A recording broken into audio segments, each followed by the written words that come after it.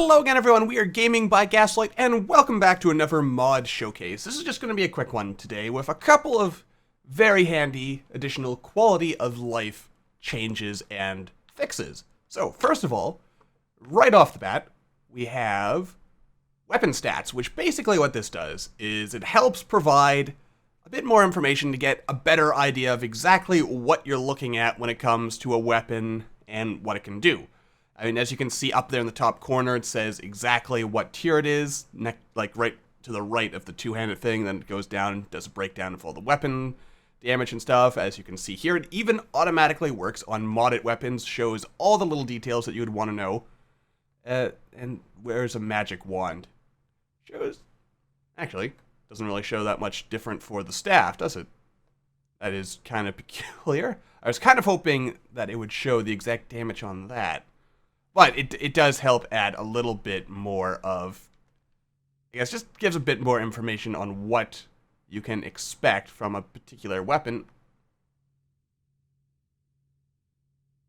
But not all of them. Hang on a second. Spawn item, dragon head. Really? I guess unique weapons, they don't really say their stats anyway, so I guess that explains that. Not quite as comprehensive as I thought it was, but it is still a bit of an improvement, especially because now you can actually, not all weapons actually show you what tier they are, so it can be sometimes, at a glance, difficult to tell exactly how powerful to expect something's going to be. Next up, in that line of giving more information, is improved food descriptions, and what it does is, well, it actually shows you right here in the corner, exactly what it does, how much food it'll add to your hunger bar, exactly what all its little bonuses are and how long they will last. You can get a good look here, and as you can see, it seems to, and some of these items that I'm scrolling over are just regular items that are always here, but some of them are, I do believe, mod items, and it just automatically lets you know what's going on with those, which is good.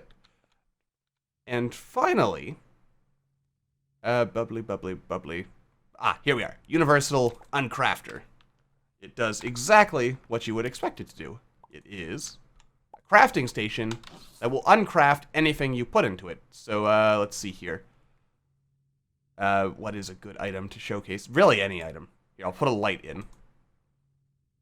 Alright, that was a terrible item because basically what it does is it breaks items down to their material components. But there you go, see?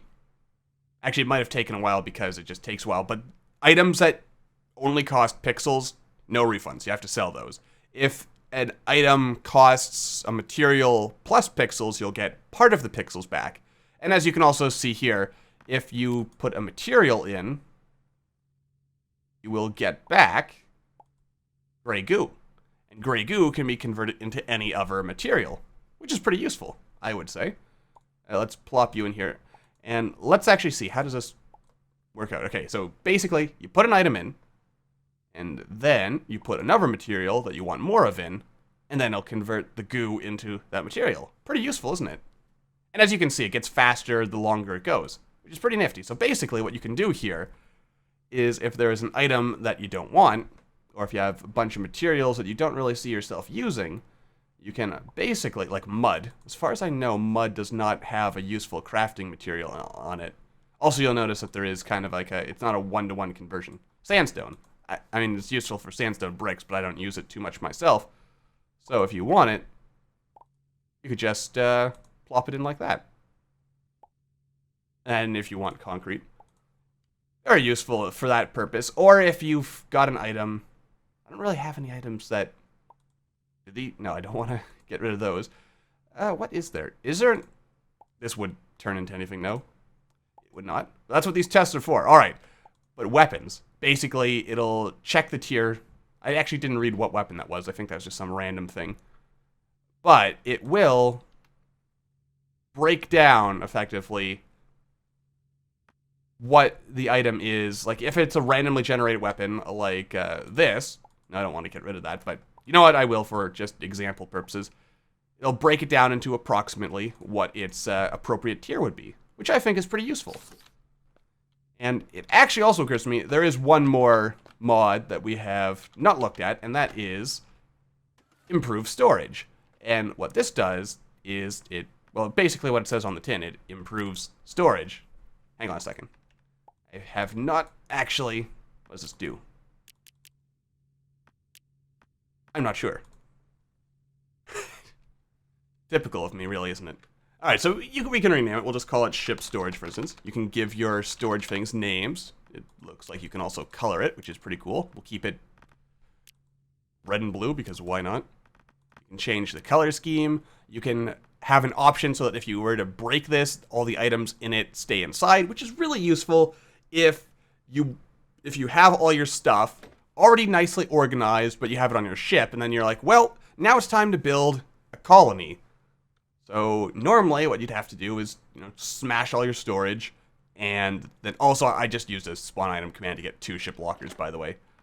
But yeah, effectively, it will, you'll keep everything there, so you can effectively, nice. So you can effectively save it, keep it, have it do exactly what you want. You can also hit this to sort all items. I kind of wish there was a tooltip, because I can't, off the top of my head, recall what that button's supposed to do. I mean, it's like a take button? Anyway, that's my fault for not reviewing that before I started this recording. Just because I've been kind of off lately.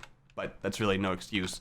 I'll figure out what that button does and talk more about it later. But basically, yeah, what hand storage does is it allows you to sort your items, allows you to name your various storage lockers so that you can know exactly what is in your storage.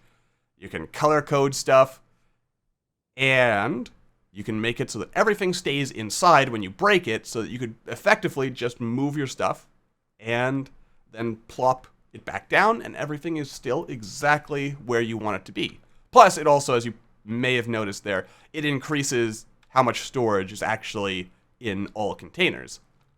Plus, the other good part is that it actually kind of, every time I see this guy's face, because it's an O, I keep thinking he's got like a really weird eyeballs. Anyway, yeah.